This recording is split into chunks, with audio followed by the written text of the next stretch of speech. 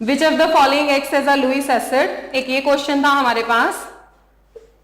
Option mention थे BCl3 and AlCl3, the second one is PH3 and BCl3, the third is AlCl3 and SiCl4, the fourth one is PH3 and SiCl4। अब इस question में पूछा हुआ था कि कौन से लुईस एसिड हैं। लुईस एसिड कौन से होते हैं? First of all we must know Lewis acids are दो species which must be having the incomplete octet, 8 valence electrons नहीं होते हैं जिनके सराउंडिंग में सेंट्रल एटम के। तो फर्स्ट ही ऑप्शन जिसमें BCl3 एंड एल्यूमिनियम ट्राइक्लोराइड था, this is a correct option.